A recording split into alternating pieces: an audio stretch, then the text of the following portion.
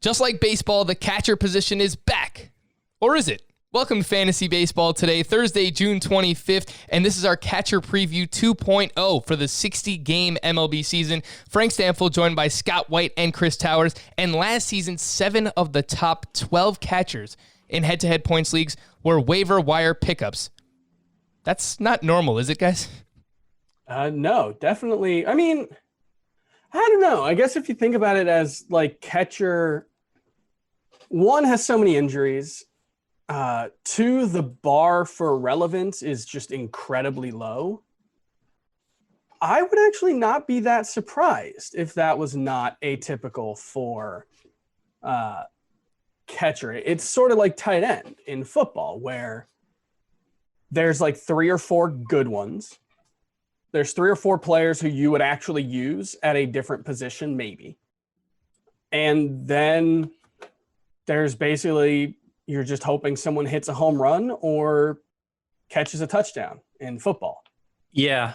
And so I think that probably does lend itself to a position that has a ton of year-to-year volatility, and also just your draft investments don't matter that much. Right. So few are drafted, unless, if it's a one catcher league, basically just the only number that are drafted are the number of teams that are in the league, because nobody's playing a catcher at a flex spot or at a different position. So that there's always, in a one catcher league, I feel like there's always a surplus of usable catcher talent out there. It may not be particularly good, but it's usable. And I think that's especially true this year. It's not a deep position, but it has a lot of interesting contributors that make it so it's really not worth paying up for. I will say we're having that same discussion in football right now. And it feels like maybe it's less true in catcher, but it feels like we have that same discussion every single year in football. Like, this is the year, guys, that tight end isn't going to be horrible. Look at Hunter Henry and Evan Ingram and Mike Gesicki's going to stay. And then it's like, at the end of the year, it's like, oh no, it was just Travis Kelce, George Kittle, and Zach Ertz who were any good at all. And like, it might be true this year, and it might be true for catcher. Yeah, I don't know that we have that conversation about catcher every year. And part of my point is also that because the 13th best catcher is always going to be out there. It's very easy for the 13th best catcher to become the 7th or 8th best catcher. Like, it's really easy to, if you guess wrong at catcher in a one catcher league, to just swap it out for the right answer after the fact, Well, Scott, what is your typical strategy when it comes to drafting catchers? I assume it changes in a one catcher league versus a 2 catcher league. Typically, roto leagues are 2 catcher leagues. And will it change this year in a 60-game season? It actually doesn't change that much, because the second catcher in a 2 catcher league is it's difficult to turn that into an advantage for you, really. I mean, you could invest heavily and draft 2 catchers early, but then you're taking on a lot of risk and volatility that may not be wise to do. So it doesn't change that much whether it's 1 catcher or 2. If I really feel like there's somebody out there at an appropriate point in the draft that I think could be an actual difference maker for me at the position, give me production that would be better than something that would emerge on the waiver wire after the season begins, then I will invest a little bit in it. In years past, like the Buster Posey era, that might have happened as early as round 3 or 4. I think some years maybe I've gone for a catcher in round 2. But the earliest, I think it's justifiable now with JT Realmuto being the top option, and with it looking a little deeper than it has in years past, and with there being so much offense available at every other position, and with starting pitcher being a higher priority than in past years, I can't really justify Realmuto until like round 6. And it's basically 5 catchers for me. It's Realmuto, it's Gary Sanchez, it's Wilson Contreras, Yasmani Grandal, and Mitch Garver, who in terms of per game production was actually by far the best catcher last year. Those 5, I think, are the ones who I have hope can set me apart at the position. If I invest in catcher, I'm usually taking the last of them. It's usually Garver. It's usually in like round 11. But if I miss out, I'm probably going to be the guy taking the 12th catcher, whoever's the best catcher that's still available with my very last pick. Chris, in a one catcher league, do you have a cutoff? Because it sounded like Scott really likes to target one of those top 5, and if not, then he'll just wait. But do you have a cutoff where it's like, okay, Wilson Ramos is the last catcher that I need to have in a one catcher league, or Omar Narvaez, like the top 7 or 8? Do you have a cutoff where after that catcher you don't feel comfortable with them as your starter? No, but only because half your league is probably going to have a starter they don't feel comfortable with anyway. Wilson Ramos is probably, if you look at ADP, he's 171st on Fantasy Pros ADP right now. I would say he's definitely the last catcher being drafted who I feel confident is going to be someone you are not actively looking to replace, or at least wouldn't consider replacing. I think there's probably only 5 guys who I really think there's just almost no chance you'll be looking to replace them. Real Muto, Sanchez, Yasmani Grandal, Wilson Contreras, and Wilson Ramos. So I definitely think Wilson Ramos is the best value, but like there's a pretty good chance that Mitch Garver or Salvador Perez is also in that group. I think they're less sure. But yeah, I would say Wilson Ramos is definitely the last one where if I was going to reach at all, he's the last one I would do it for. Yeah, I agree with that, actually. For me, it was my top 8 catchers, with Wilson Ramos being the cutoff there, where, after that, I'm sure like those catchers will be fine, but Ramos is probably the last one that I feel confident in a one-catcher league. Let's move into ADP review and look at the elite tier, the top tier. It's consumed by 2 catchers, as you would expect. It's JT Realmuto and it's Gary Sanchez. Realmuto has an ADP of 53. He's being drafted in the 5th round of a 12-team league, versus Gary Sanchez, who has an ADP of 76.8 and is being drafted in the 7th round. Remember, back in 2018, Gary Sanchez had an ADP inside the top 20. He was a 2nd-round pick, and now you're getting him in the 7th round. Scott, who do you prefer between JT Realmuto and Gary Sanchez, and is it close? I've gone back and forth with this. I originally preferred Sanchez because I felt like the ceiling was higher. Actually, last year, even though Sanchez had kind of a disappointing season, he averaged more head-to-head points per game than Realmuto. But it's in a 5x5 context, it gets a little trickier because Realmuto, he really distances himself from Sanchez in the more valuable areas for 5x5 batting average, and even to some degree stolen bases. He's kind of the best. He had 9 of them last year, which, in a 60-game season that might translate to 2 or 3. But it's, if you're probably going to get nothing from a catcher, it's at least something. And then he plays a lot more regularly than Sanchez, and I don't expect that to change with all the DH options the Yankees have. So I think with the season now, us now looking at a 60-game season, assurance of playing time might be the single most important variable for a hitter, because any off day is going to mean more of a larger percentage of the season missed. And since JT Realmuto excels by so much over the average catcher in that way, I think he's clearly number one. I won't say it's not even close, but I wouldn't really be tempted to take Sanchez over him, regardless of the format.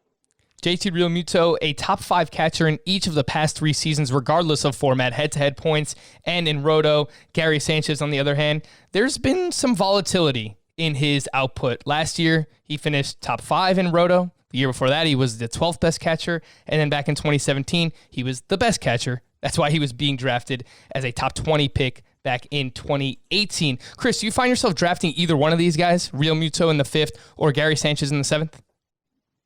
Not very often, but it's not a conscious decision not to. It's more that it just usually doesn't happen. But, in thinking about the 60-game season, Real Muto might be the biggest beneficiary at this position. He's already someone who plays so much, like we talked about. He played 145 games, and I'm not sure how many he started, but I would guess it's around 130 or something like that. He is almost always among the league leaders at catcher and plate appearances and games played, innings caught, etc. However, he's also the Phillies' second best hitter, maybe. And so on those days when he's out of the lineup, he might be the DH. Not every day, but it probably will happen at least a handful of times. And I could see him realistically starting 55 games out of 60. You take his pace of games started last year and put it to 60. It's 51 out of 60, basically. That was the pace he was on last year. It's totally reasonable to think he might start 4 or 5 games at DH. Yeah. I mean, their usual. And he's in a contract year, so I don't know what their plans are, but they might just want to run him into the ground and use him as much as they possibly can.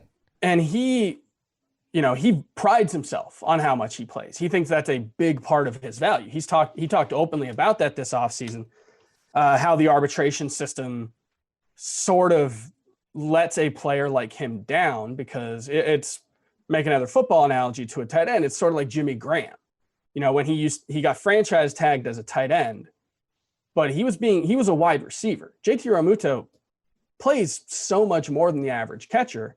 And this was the argument that he made, that he shouldn't be judged by the standards of other catchers. And that's a big point of pride for him. So, he's definitely not going to be someone pulling himself out of the lineup. The 60 games in 66 days, I think it comes out to maybe like one extra off day in that stretch compared to the average 66-day stretch of a baseball season.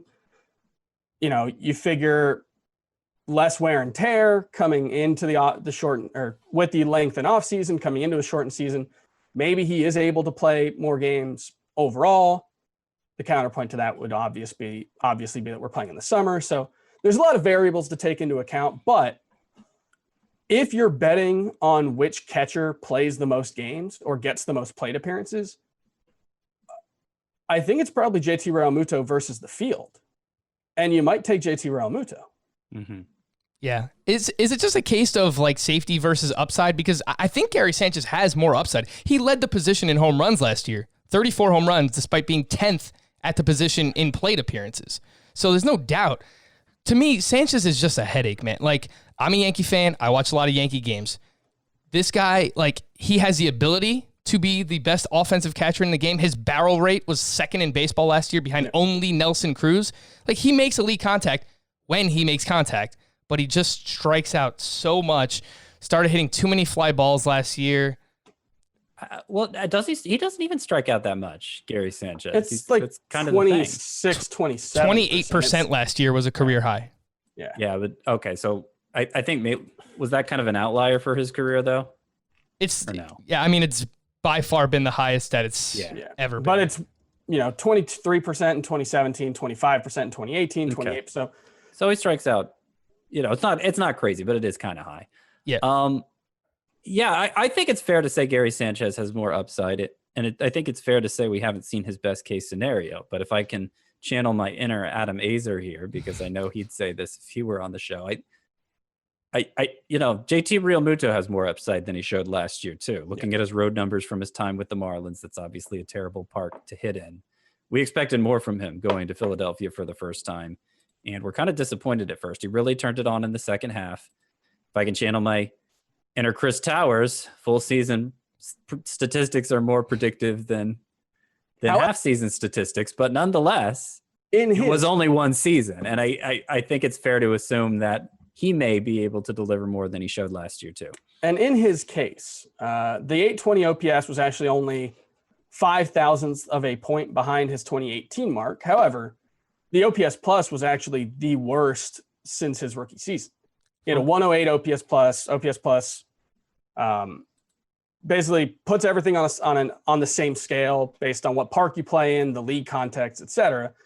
In 2018, his 825 OPS plus was 126. In 2019, it was his 820 OPS was 108. So basically what that says is he was actually a lot worse relative to the league and park context that he played in, which it's not a guarantee that he will be better in 2020 than he was in 2019, but it is pretty clear 2019 was a down year for JT Realmuto, and he was still the number one catcher. One word answer. Kind of tells you. One word answer. Would you rather have Realmuto in the 5th or Sanchez in the 7th? Scott? Realmuto. Chris? Agreed. I'll take Sanchez in the 7th, although I do not ever draft either of them just because there's so many other talented hitters and pitchers that are going in the same range that I just don't find myself drafting them. We're not going to typically hit on news and notes here when we're doing the position previews, but we did get some news yesterday that I think is worth mentioning quickly. And the Braves GM, Alex Anthopoulos, said that they'll be cautious with their starters, could go just 2 to 3 innings. Some will go 4 innings for the first couple of times through the rotation, and then use several others who can go 2 to 3 innings in relief behind them. So you'll have a long reliever kind of piggyback off of them to take advantage of their depth and be overly cautious. Scott, this is pretty much expected, right? Because I saw some people, myself included, kind of freaking out on Twitter about it. But yeah, I think Alex Anthopoulos is just saying what every GM is planning on doing. Yeah. I think, the reason Anthopoulos, I don't know how many GMs were actually talking to the media yesterday, but the reason Anthopoulos got quoted as saying this fairly obvious thing is probably because of a particular question he was asked, or probably because he wanted to brag about the Braves' young pitching depth. And so this presented him an opportunity to do that. But I'm actually encouraged that he was saying, actually the way he worded it is maybe the first time or the first couple times. So if he's thinking just 1 or 2 with that amount of restriction on the workload, I think that's actually encouraging, because I was worried to be more like 4 or 5, Fair enough. Quickly promote some things here. You can watch us on our Fantasy Baseball Today YouTube channel. Make sure to subscribe. I got this fancy, collared shirt on today. First thing Chris said when he came in was, "Are we supposed to be dressed up?" I had a CBS Sports HQ hit earlier and honestly just didn't want to change my clothes. So you can see what we look like on our Fantasy Baseball Today YouTube channel, and continue to listen to us wherever you get your podcasts. But specifically on Spotify, we have these playlists where you can go back and listen to all of our mock draft review that we've done and all of our position previews. So if you want to go back and listen to the ones that Adam did with these guys, you can listen to those. If you want to listen to 2.0, those will be part of that playlist as well, and you can find that only on Spotify. We'll get back into the ADP review, but I do want to do sleepers, breakouts, busts, and I threw in an extra category here. A second catcher that you typically draft most in a roto league. Sleepers. Scott, get us started with a sleeper you like at the catcher position. Probably my favorite now is Danny Jansen, and I'm sure that's changed from version 1.0 because it's built largely on what we were seeing and hearing about him in spring training 1.0, which came after catcher preview 1.0. But yeah, I mean, this was a guy everybody was really excited about heading into last year. You look at his minor league track record, really good strikeout to walk ratio, had emerged as a power threat over his last couple minor league seasons, just looked like he had a lot of upside and just fell flat on his face. He did get a little better as the season went on, but still not really enough to warrant true enthusiasm. But then he shows up in spring training. He's got a different setup. He's got a different routine. He hits a bunch of home runs in spring training right away, and suddenly enthusiasm is renewed. It kind of was across the industry, so that it's not always easy to get him as your second catcher, but he goes outside the top 12 at the position still. And I think, he has the upside to be more than that, certainly. Yeah, his ADP, according to Fantasy Pros, is 294.8. He's the 19th catcher off the board. I'm going to skip ahead a little bit here, Scott, because he's my breakout pick at the catcher position. And it just comes down to playing time for him. If he can, fight off Reese McGuire and play every day. He has power potential. He hit the ball extremely hard last year. His 42.6% hard contact rate was 6th highest among catchers. He's had good plate discipline all throughout his minor league career. You mentioned that spring training he was having. Super small sample size, but he had 9 hits in 20 plate appearances with 4 home runs. So reminding us a little bit of that upside. I don't want to draft him just based on that, but you need a second catcher in a 2-catcher league. I have some faith in the upside of a Danny Jansen. Chris, give us a sleeper at the catcher position. I'm gonna mention the guy that Scott couldn't stop writing about as his favorite breakout or sleeper catcher back early in the offseason. We're talking November, December, January when we were talking about these things. Whither Sean Murphy, Scott? Oh, I thought you were going to say the other Murphy, who I didn't think you liked. No, I don't like Tom Murphy. Okay, but Sean Murphy. What did he ever do to you? Sean, I mean, look, man, if you couldn't hit a course field, I'm not going to buy you all of a sudden being a good hitter. He never got a chance to hit a course field. Right, that's not fair. But that's evidence in and of itself. Not really. Are we going to praise the Rockies' handling of young players now? I mean, I'm definitely not sure that Garrett Hampson and Sam Hilliard and all these other guys are actually good. Yeah, because they haven't given us a chance to see. Right, but I don't know, like that.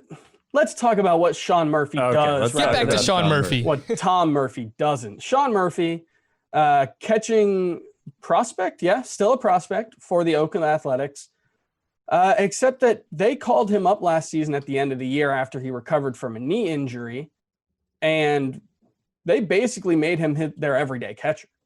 He played 20 games, got 60 plate appearances, basically all in the last month of the season last year.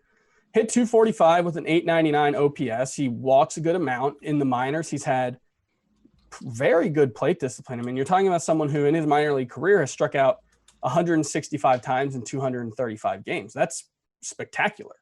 That's like a 17% strikeout rate.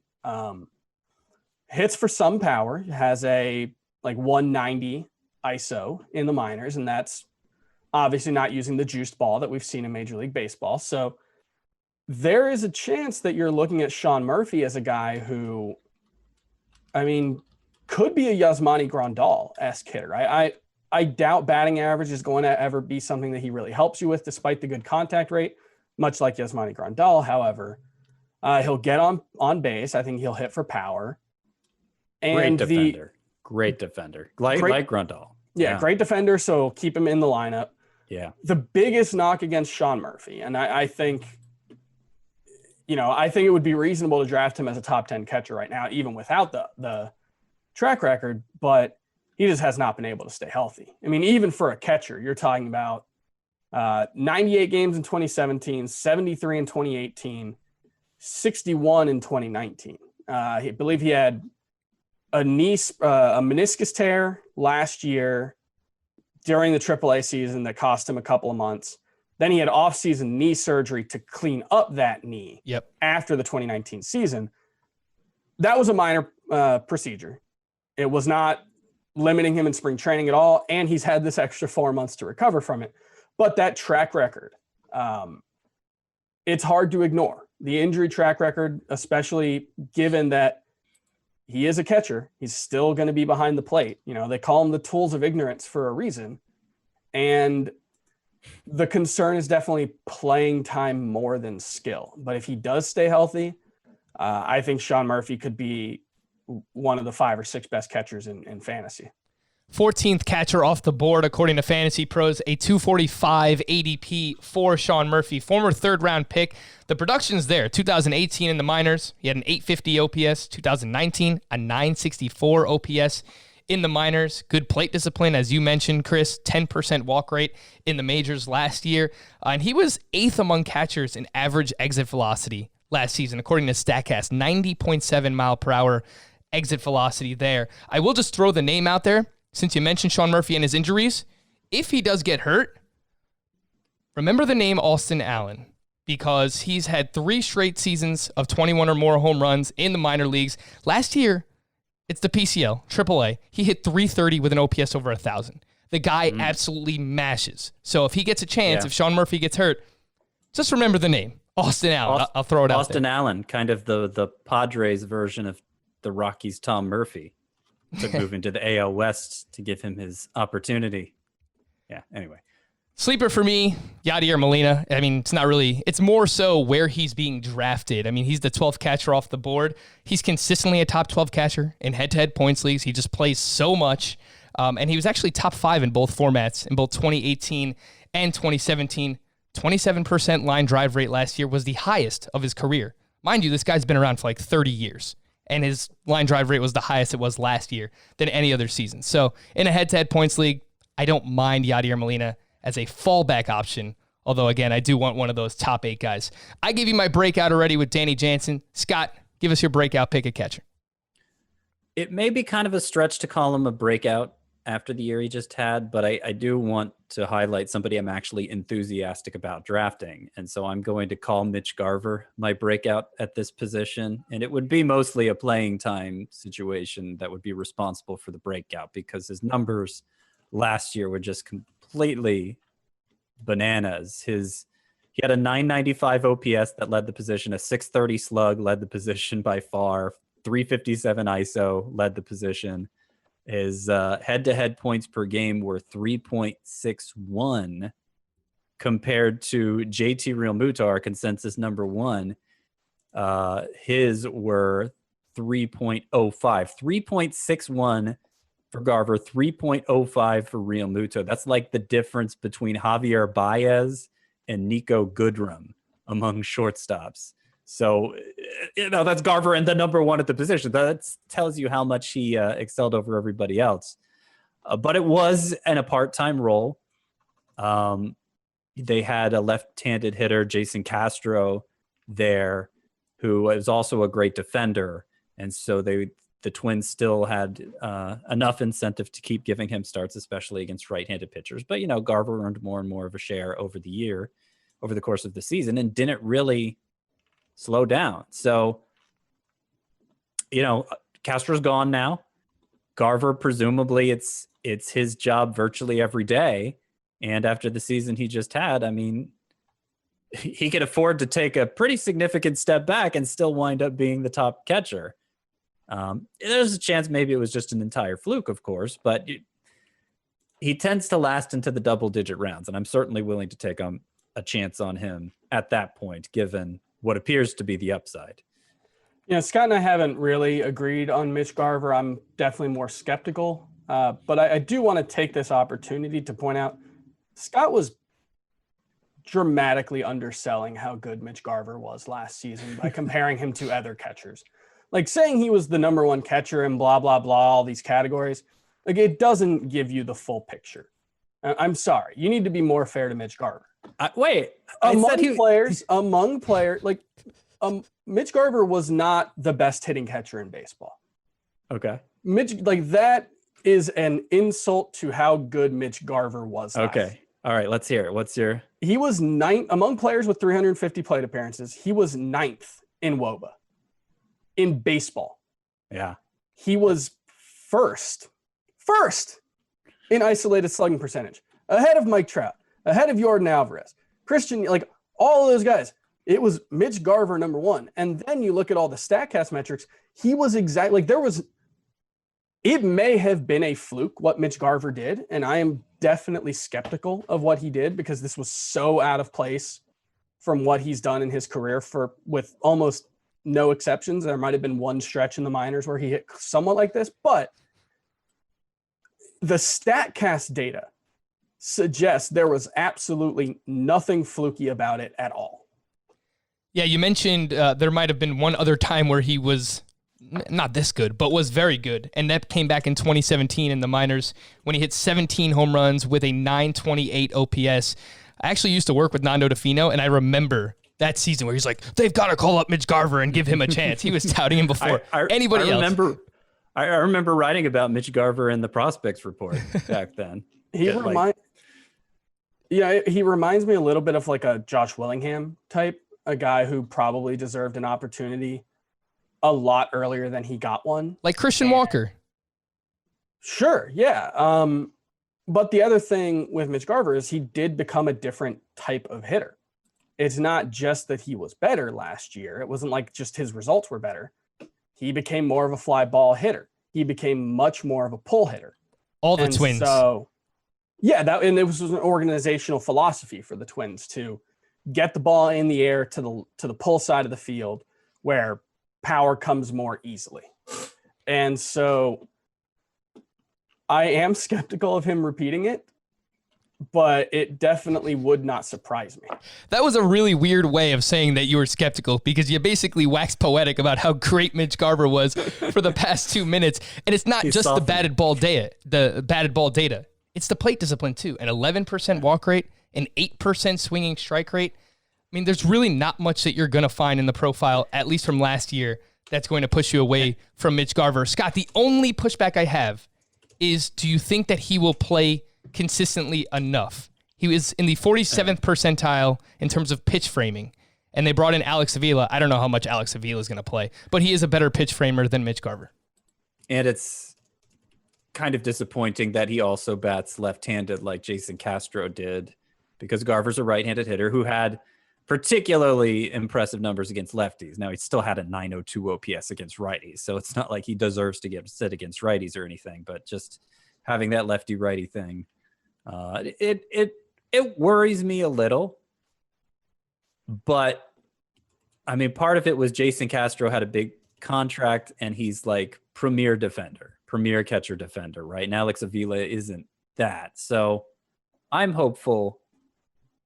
I wouldn't say I'm confident, but I'm hopeful that Mitch Garver will be treated more like a full-time catcher this year. Even if he isn't, even if he's starting 70% of the time, 65% of the time, it's still likely he'll live up to his top 5 billing at the position. It's just if he plays every day, I mean, he could end up being number 1.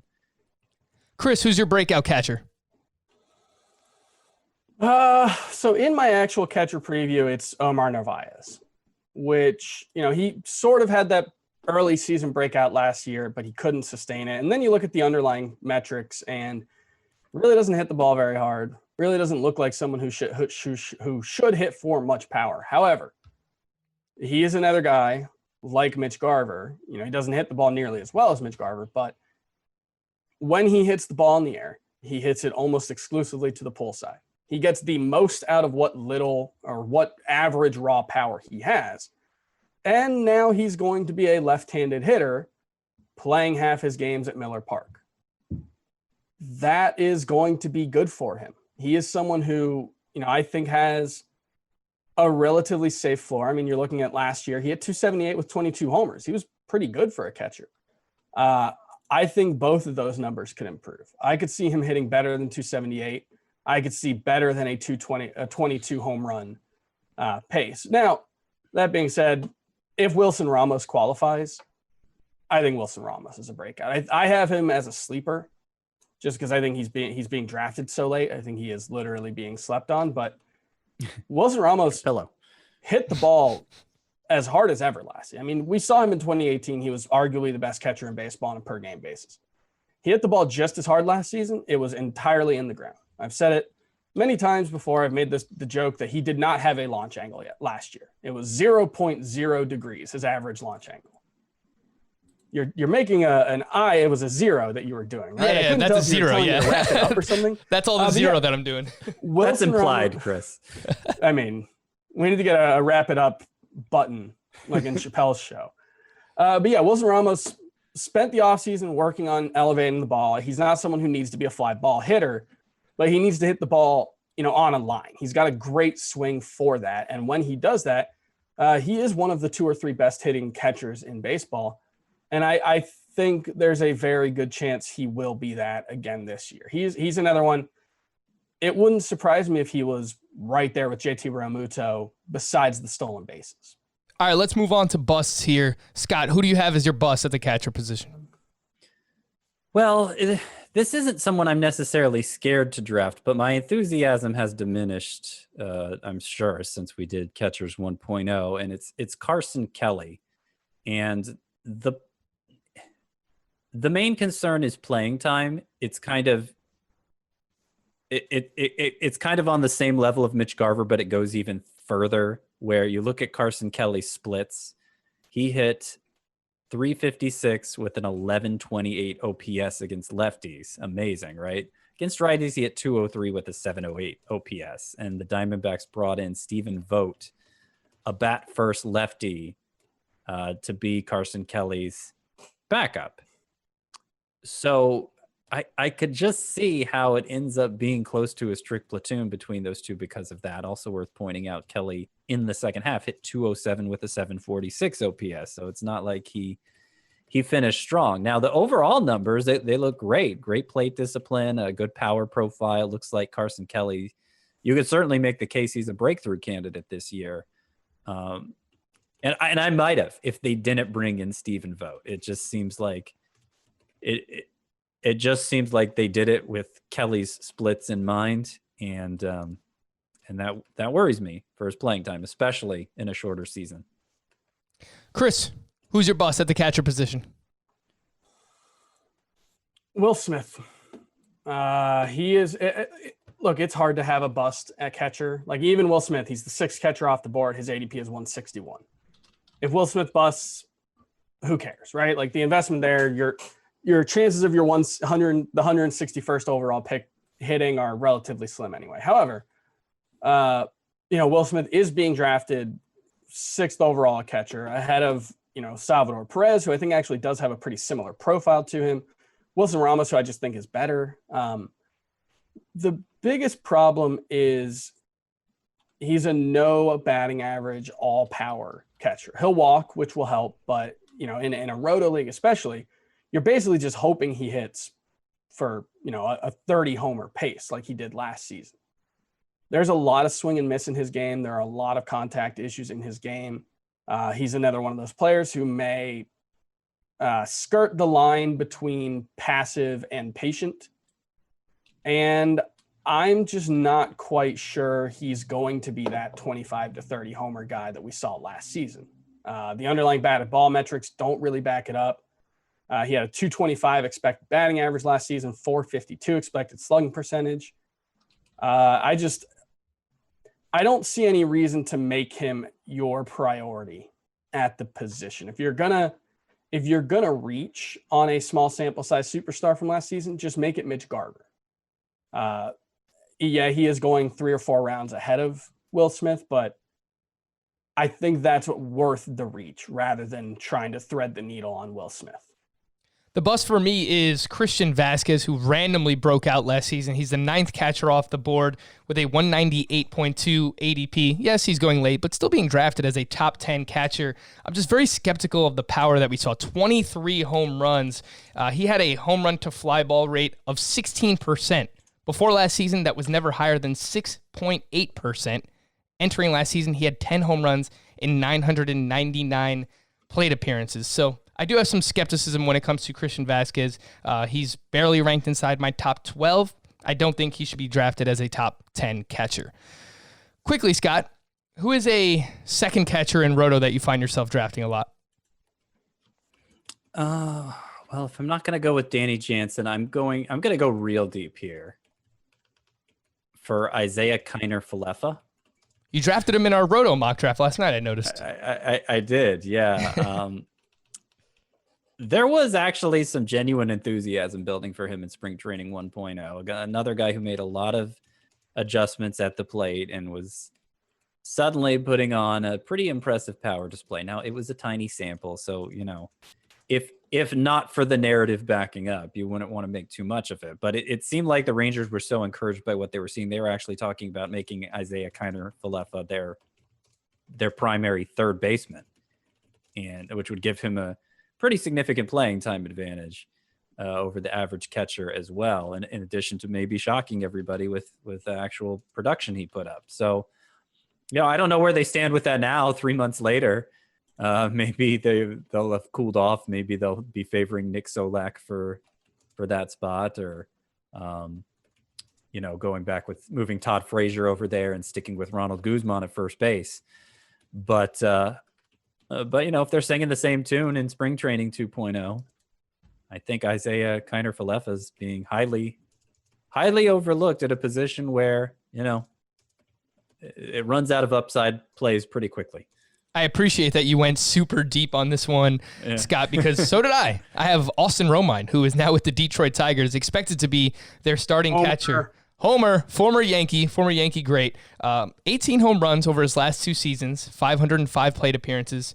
And last year he hit 281 with a 748 OPS. Expected to play every day. In some 15-team leagues, I've wound up with him as my second catcher, and I don't mind it. Chris, do you have a second catcher in mind that you grab a lot if you're in a roto draft?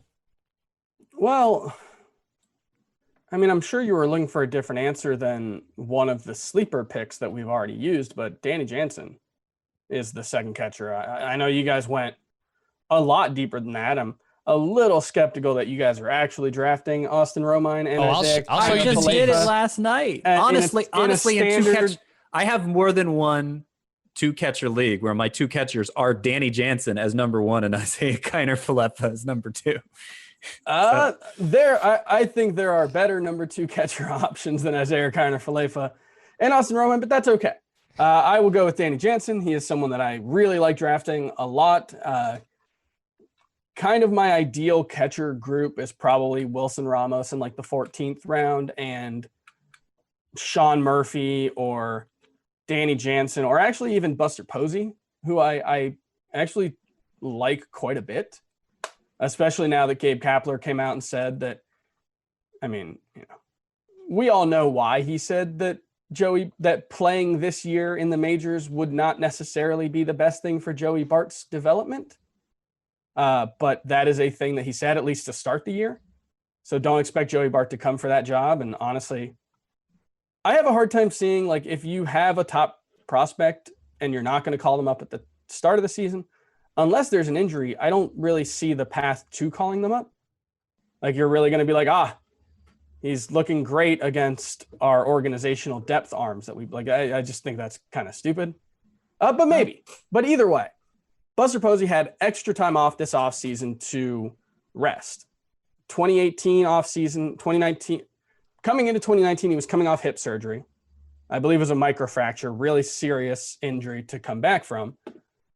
If nothing else, I think Buster Posey's a fairly safe bet to give you something like what Wilson Ramos did last year. A good batting average, kind of empty, but that's probably a starting catcher. And in a 2-catcher league, it's definitely a starting catcher.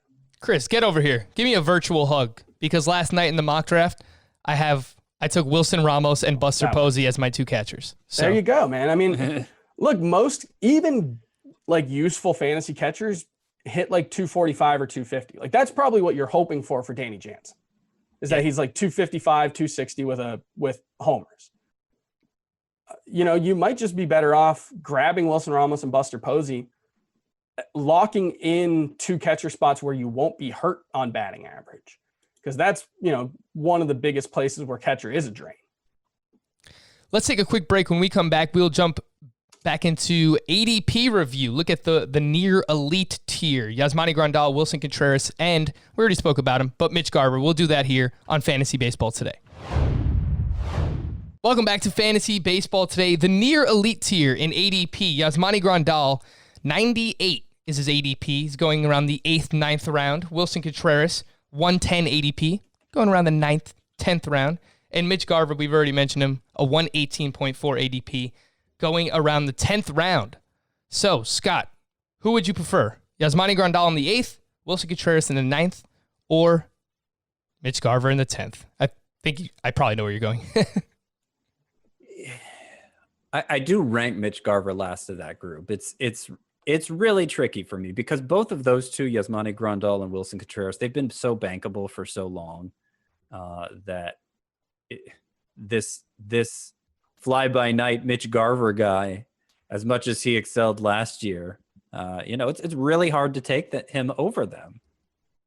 And yet, I'm kind of willing to sell out for upside, particularly in a 1-catcher league where I know the waiver wire is going to have some fallback options. But what sometimes happens is I see Wilson Contreras and Yasmani Grandal are out there, and I'm waiting for somebody else to take them so that I can then take Mitch Garver, and then somebody else swoops in and takes Mitch Garver.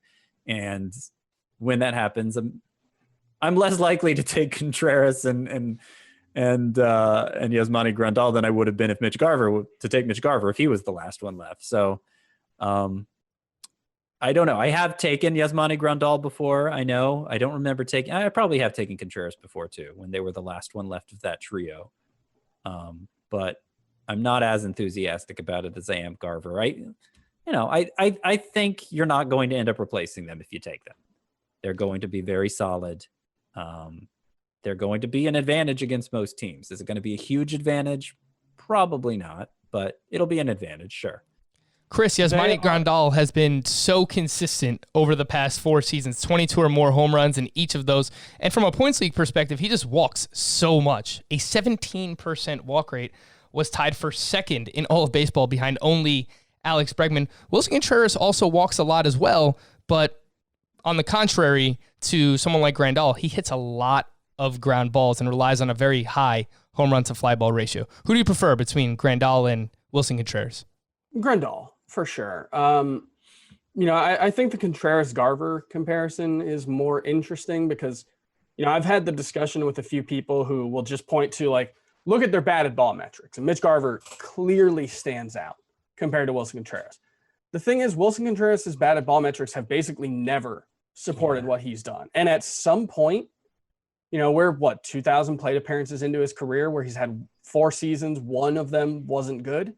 Mm-hmm. I think you just kind of have to say Wilson Contreras, for whatever reason, and I'm sure if you dig into it, you can probably find that like he has a knack for hitting them where they ain't, or he's, abnormally high as a, extreme pull hitter rather than to the power alleys or something. There's something weird, yeah, that most players don't, that he has as a consistent skill. And so, I think you can say, well, Garver's a better hitter. But, I think I view Contreras and Grandal, they're kind of the Hippocratic Oath tier at catcher. First, do no harm. They're not going to be, like Scott said, a huge edge, but they're 2 of the catchers who definitely will not hurt you. You will never have to think about them. Yeah, they might not be a huge edge, but they are an edge. There's no doubt about it, and that's why they're drafted as top 5 catchers. Well, how big of an edge were they over like Christian Vasquez and Omar Narvaez last year? And it's reasonable to be skeptical of what Vasquez and Narvaez did last year, but I don't think it was a huge edge. So Wilson Contreras averaged 2.9 fantasy points. They both averaged 2.9. Contreras and Yasmani Grandal, and Christian Vasquez was at 2.6. Omar Narvaez was at 2.4. Yeah. So a decent advantage. That's bigger than I was thinking. Yeah. But that's, let me see, versus, I think in a roto context, that gap would be less, the difference right? was smaller in roto. Yeah. Grandal was 111th overall. Vasquez was 128th. Contreras was 165. Narvaez was 180. So the gap in roto was much smaller. However, Wilson Contreras only had 360 at-bats last season. So, that's a part of it. Time. Yeah. And also, I just think we saw kind of sort of regular Yasmani Grandal. I think Yasmani Grandal probably had a higher end outcome, whereas Wilson Contreras just kind of had a good Wilson Contreras season that was short. Christian Vasquez played to his like 97th percentile, I think, last season. I don't think, you're going to see a season like that from him again. I think he's basically, you're hoping moving forward he can be a double-digit homer guy with a good batting average. Not to hang us up, but Grandal, you said he had that was a best case scenario for Grandal. The Brewers used him a lot more than the Dodgers ever did. The Dodgers always had good backup catchers with Grandal there. Now he's going to the White Sox, who have an all-star catcher. Like James McCann was an all-star last year. He's Grandal's backup. Nonetheless, it's a lot better than what the Brewers had to work with. And they signed him to a long-term deal. And I'm just not confident the playing time will be as consistent for Grandal, which is especially notable in a season, a 60-game season. No, I agree with that. And Grandal is, sort of an accumulator. That next best tier in terms of ADP, all of these 3 catchers are separated by 10 spots in ADP right now. Will Smith going 161st, Salvador Perez 167.6, and then Wilson Ramos at 171. Scott, who do you prefer between Will Smith, Salvi Perez, and Wilson Ramos? Do you target this group at all? I don't really. There was a time when I was lumping Will Smith in with the top 5 and considering it a top 6 because I think he showed that kind of upside last year. He, Garver had the best ISO, but Will Smith's was right there. But a closer look at the numbers a little more worried about the floor for Will Smith, to the point that I just don't want to make the investment in him. So of those three, I'd probably sell out for the upside of Will Smith if you forced me to take one. But I just generally pass over this group entirely unless one of them happens to slide behind Narvaez and Vasquez, which I don't recall seeing, but I guess it's possible. Chris, why do people not like Salvador Perez? I love Salvador Perez, and I feel like he's disrespected actually at this ADP. Even in a points league, he doesn't walk that much, but it's canceled out by how much he plays. Mike Matheny is now his manager. Mike Matheny was also the manager of Yadier Molina with the Cardinals, someone who he played very often there as well. So I actually think the year off for Salvador Perez is going to keep him more fresh this season than he has been in years past. That's just an unknowable thing, I think, is the problem. Part of it is, I think, just out of sight, out of mind. We haven't seen him in a year. But I think part of it is just, he will be 30. He's got a lot of miles, and we don't know how he's going to come back from Tommy John surgery. Presumably he will come back, be his normal self, that kind of empty, basically just power guy. That's all you could really count on. Career 266 hitter. Doesn't hurt you. Yeah, but that's really heavily weighted towards the early years. He hasn't hit better than 268 in his last 5 seasons, and 2 of the last 3 have been below 250. I think you can pretty safely say that the best case scenario is probably he's not hurting you in average, but it's very unlikely he helps you much. And so then you're just hoping for that 25 to 30 homer pace to come back. And in an era where, as we talk about all the time, home runs are the easiest thing to find, I don't know how much he stands out anymore. I trust it for Salvador Perez. 21 or more home runs in 4 straight seasons from 2015 to 2018. I think there's a chance he can DH. I think they could slide him in at first base. I think they can get creative with Salvador Perez. I mean, he's probably still one of their better hitters, I would say. So for those reasons, a lot of playing time. I'll take him regardless of format. He's really a catcher that I target a lot as my number one catcher where he's going. The fallback options at the position. We've talked about him a lot. Christian Vasquez has a 198 ADP going in round 17. Omar Narvaez, 203 ADP, round 17 as well. Carson Kelly, 211 ADP, round 18. Yadier Molina, 229 ADP, round 19. We're starting to get into the area where there's concerns for every one of these catchers that you're drafting. Carson Kelly, you brought up the splits, Scott. Christian Vasquez, where did he come from? Is this guy for real? Omar Narvaez's StatCast page is a lot of blue on that page. It's not a good thing. And then Yadier Molina, I don't mind him as a fallback option, but he's 37 years old. So, Scott, do you like anyone from this group? Who do you prefer?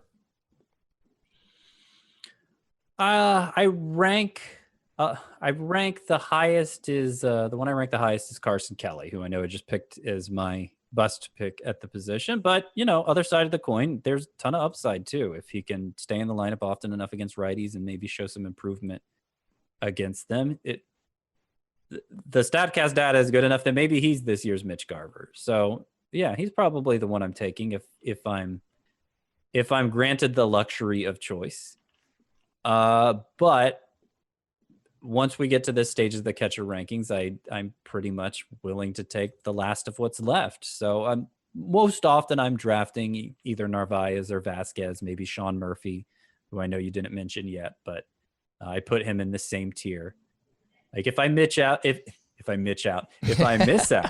on Mitch, then yeah, I'm usually taking one of those 3, Vasquez, Narvaez, or Sean Murphy. Yeah, I like Omar Narvaez. You brought him up, Chris, and his batted ball profile, 27.5% line drive rate for his career. That is incredibly high. I mean, especially for not just a catcher, just in general. That's high for any player. So he hits a lot of line drives. Last year, he raised his fly ball rate 11%. He crushes right-handed pitching. You mentioned that he's a lefty hitter in Miller Park. The StatCast numbers are not good, but I'm willing to overlook that. From this group, I like Omar Narvaez and Yadier Molina. If I wait in a 2-catcher league, grab one of those guys as my first catcher, or those are fallback options for me in a one catcher league. Yeah, I want to go back to Carson Kelly for a second, just because I don't think the splits are as bad as they seemed last year. He did only have a 624 OPS against lefties or righties, and he was consistently a higher OPS hitter against left-handed pitching than right-handed pitching in the minors. So, I think it's fair to continue to expect that. However, he had a 200 BABIP, and he was a better contact hitter against righties. He was a better contact hitter against righties. He put the ball in play more often. Now that came with more infield fly balls, came with fewer line drives. He is a worse hitter against righties than he is against lefties. I think we can say fairly certainly. I just went back 4 years through his stats in the minors, and he was like about 75 to 100 points worse against righties every single year in OPS. But I don't think that means he's going to be terrible. I think if you just plug in like a 250 BABIP against them last year, you're probably looking at more like a 700, maybe 740 OPS against right-handed hitters or right-handed pitchers. And in that case, you're not sitting him ever. And then there's something really weird in his splits where on the road against righties, he was actually fine. He hit 240 with a 760 OPS. It was just at home. He had a 149 BABIP and had a 463 OPS against righties at home. Maybe it's something about the batter's eye in Chase Field, but that says to me that it was probably more a case of bad luck. And I have more confidence that Carson Kelly's going to be at least passable against righties, to the point where I'm not worried necessarily about Stephen Vogt taking a significant amount of playing time from it. Yeah, and that's fair. I think, the comp that you made, Scott, that he could be this year's Mitch Garver, it's not crazy because Carson Kelly hits the ball extremely hard, a 48.7% hard contact rate, led all catchers last year. Among all catchers with 350 or more plate appearances, that was number one. And he does have very good plate discipline as well. The upside's there for Carson Kelly. It just comes down to playing time. If you think Stephen Vogt isn't really going to take anything away, then you probably should be targeting Carson Kelly. This next tier is really, I call it the last resorts, but not really, because Sean Murphy is part of this tier. I just lumped these guys in with ADP. I don't mind Sean Murphy myself, but Jorge Alfaro goes just ahead of him, 241 in ADP. Murphy is 245. Buster Posey, 257. Travis d'Arnaud, 260. And then Tom Murphy is 264. So all five of these catchers are separated by about 25 picks. They all go pretty close to each other. Are we across the board? Sean Murphy, we prefer him the most of this group? Yeah, I have him a tier above the others. Okay. Actually, I have him 2 tiers above the others. So that stands out in terms of ADP, just right there. Yeah. I mean, I think it's a pretty similar profile to Will Smith. And that's part of why I don't have all that much interest in Will Smith is I think I can get a similar player 100 picks later. Sean Murphy, you mean? Yeah. And I think you'll get a better batting average than Sean Murphy. From Sean Murphy. Big strikeout disparity there. Right. But I think he's going to be a relatively low batting average guy in spite of that. Okay. Yeah. Now this is my opportunity to talk about the other Murphy. Tom Murphy. Much as Chris doesn't want to. Nonetheless, it's hard not to be impressed by his production last year, especially since his minor league track record, basically his very lengthy minor league track record backs it up. 18 home runs and 260 at bats. Now the lefty righty splits, they are he can't hit righties. Carson Kelly levels of extreme.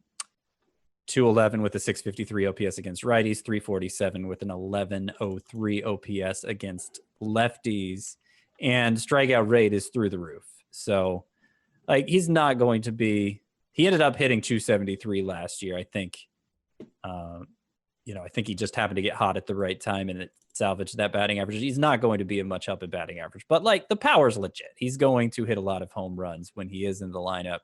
And with Omar Narvaez leaving, going to Milwaukee, my assumption heading into draft prep season is Tom Murphy's just the starter now.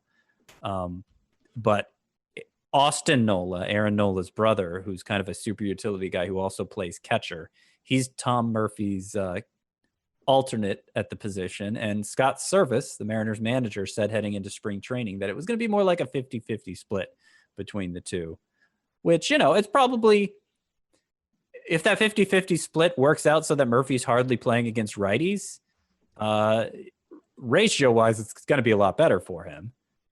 But Austin Nola also batting right-handed. I'm not exactly sure how that split's going to break down. I think, I'm approaching Tom Murphy. I don't know how long the listeners have been playing fantasy baseball, but I think of him like Mike Napoli during Mike Napoli's Angels days, where he was the backup catcher who played a lot more than the average backup catcher and was very productive when he did. I think Tom Murphy could be that, and that would make him a very solid number 2 catcher in roto leagues, like a desirable number 2 catcher, but it would also make him clearly not a number 1 catcher. Yeah, I don't mind Jorge Alfaro as a fallback in roto here, a second catcher. He hits the ball entirely too much on the ground, but he hits the ball extremely hard. Chris, I know you've referenced the type of athlete that he is. He strikes out a lot. His plate discipline is terrible, so he is not usable in a head-to-head points league. He averaged 1.9 fantasy points per game last season. But in roto, I think that there's a little something there for Jorge Alfaro. Chris, Travis d'Arnaud was tied for 9th in fantasy points per game last year. He was top 12 in roto, but he doesn't get any love. Why is that? Maybe my recollection is wrong and someone else can set me straight, but Travis d'Arnaud, it was like really heavily weighted toward like one stretch in the season, right? Like he produced a ton in a very small burst. Yeah. In kind of a Yuli Gurriel thing. Yeah. So it was July. He had 342 with 8 home runs. He had 5 home runs in June, hit 274. So not necessarily all in July, but then from that point on, he pretty much hit 240 with 3 home runs and 166 plate appearances. And Travis d'Arnaud just seems like the definition of just a guy to me, even at the catcher position, which is saying very little. Like you look at his career, it's not like he hasn't played much. I think last year maybe it was maybe the Rays figured something out, or maybe he just kind of had a good couple of weeks. And like you look at it's 246 career batting average, like decent strikeout rate, but actually was really much worse last year. I don't think he does anything well enough to be more than like he might be the platonic ideal of the fallback number 2 catcher. And I think playing time should be split pretty significantly between him and Tyler Flowers, who's an excellent pitch framer. Yeah. The rest of the catchers going outside the top 290 in ADP. Francisco Mejia, Danny Jansen, we spoke about him. Roberto Perez. Roberto Perez was a top 12 catcher last year in both head-to-head points and roto. Robinson Chirinos, Kurt Suzuki, James McCann, and Jason Castro. Outside of Danny Jansen, Scott, any interest in here? Roberto Perez, top 12 last year, but no one's buying it. Yeah, I mean, he hit 24 home runs. It's certainly, he hadn't really shown that kind of power before, but you can only get so picky about your catcher at this point in the rankings. Yeah. And a guy who hit 20 home runs last year is more desirable than one who didn't. Robinson Chirinos, he's shown that kind of power for a few years in a row now. He ended up with 17 last year, 3 years in a row with 17 or 18. But he's 36 and the playing time isn't super consistent for him. So it's, I don't think it's a disaster actually if you end up with either of those guys as your starting catcher. I think you'll be wanting to look to upgrade, but they'll have big weeks.